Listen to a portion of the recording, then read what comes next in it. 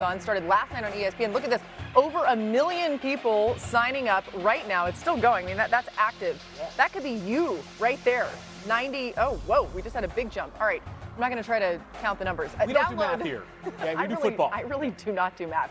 Download the ESPN Fantasy app or sign up at ESPN.com/FFL. All right, Field is joining us now. Let's go through your top 5 players for PPR leagues this season. Give it to us. Yeah, Laura, the number one question I get asked during the offseason is who would you take if you had the number 1 pick in a draft? I'm giving you the 5 guys that I would consider to some degree too much more so than the rest. Number 5 is Jahmyr Gibbs, Lions running back, who, if David Montgomery wasn't on the field, I would tell you Jahmyr Gibbs is the most valuable player in fantasy. He had 20 touchdowns last season. We talk about players that can do damage in the passing game as a running back. He might be the most versatile pass-catching running back in the entire league, and I swear he plays the game at a different speed than the rest of the NFL. This guy is a very special player. Number 4, Saquon Barkley. You heard him? He was incredible last year. He didn't even play in Week 18, and he nearly led all running backs in fantasy points scored for the course of the season. He had over 2,000 rushing yards. The Eagles have had a top 5 rusher in 3 straight seasons, Laura. It's been a different back each of those 3 years. To take nothing away from Saquon, I also want to note it's the best offensive line and running game in the entire NFL. Jalen Hurts, though, of course, those tush pushes kind of hurt Saquon a little bit. Justin Jefferson, arguably the best receiver in the NFL.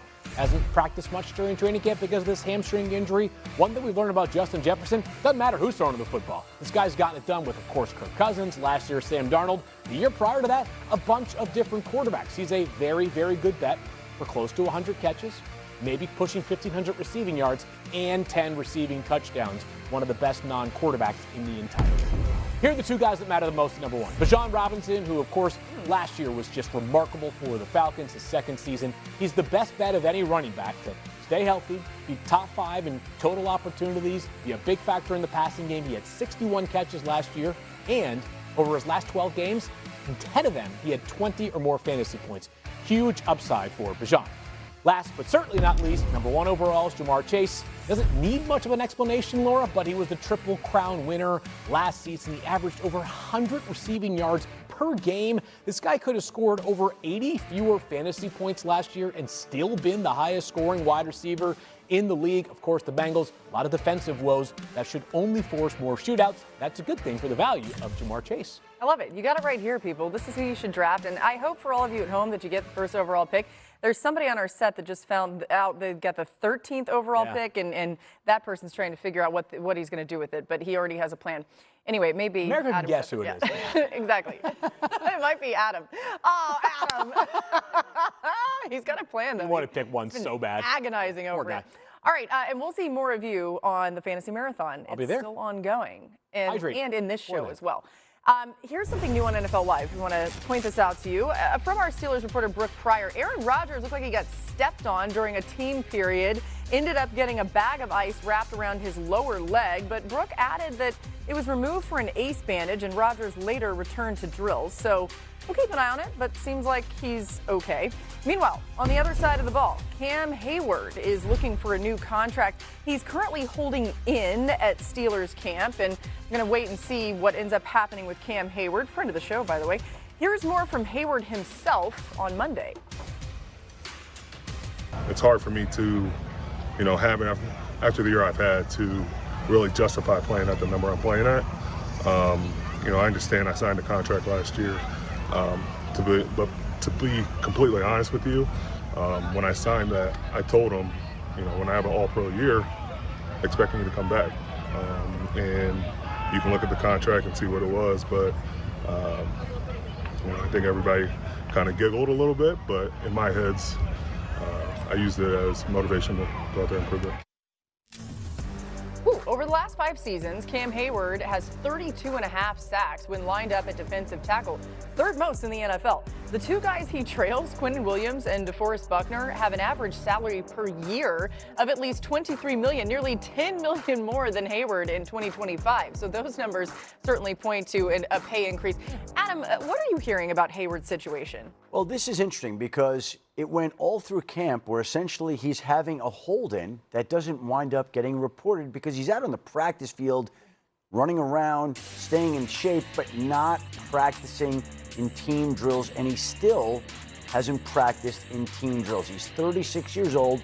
He's scheduled to make $14.75 million.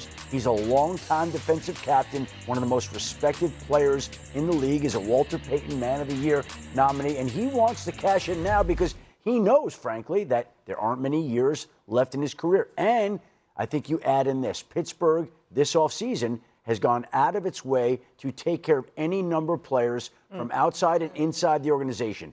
DK Metcalf, Jalen Ramsey, Jonnu Smith, Darius Slay, and, of course, T.J. Watt. So all these players that have had nothing to do with Pittsburgh's prior success got paid. T.J. Watt got paid. And here's a player who feels like he's meant an awful lot to this team who hasn't gotten paid. And the two sides have not bridged any of their differences, and it doesn't seem like the Steelers want to pay him right now. Cam's like, excuse me, what about me? Can I clip that off and send it to the Steelers GM? That's what Cam's thinking. Hello, he might. You never know. He pays attention.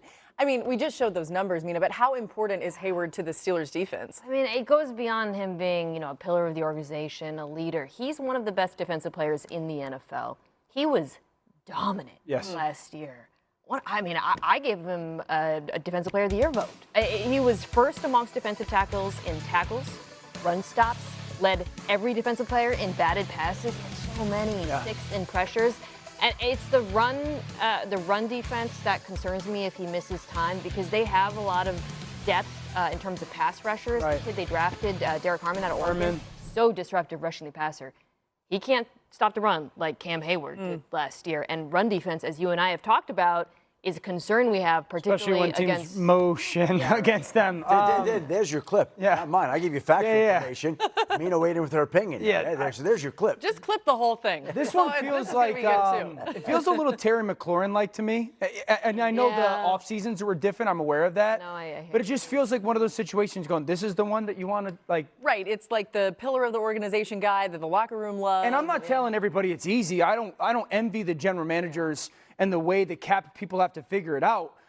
But to Schefter's point, for an organization that, waited months for Aaron and then paid a lot of other players, essentially going all in for 1 year, to then get to this point on the 12th of August and not pay Cam Heyward, a guy who, correct me if I'm wrong, but 2 years ago after he got hurt, and the contract was up in the air, said, well, I have to kind of prove myself to them again because it's important for me to be healthy and show them my value. He does that.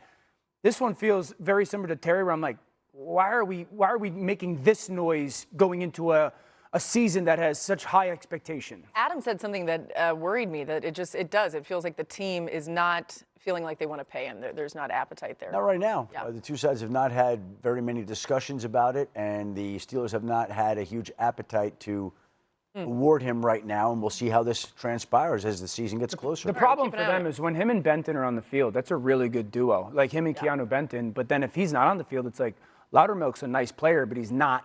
I mean, Black. Cam Heyward, He's a rookie, so it's not Cam Heyward. All right, still ahead. We got a lot more coming your way. You don't want to miss this. After a preseason injury scare, Anthony Richardson fighting to keep the Colts starting quarterback job. Mina thinks his chances could be a little dicey here. She's going to explain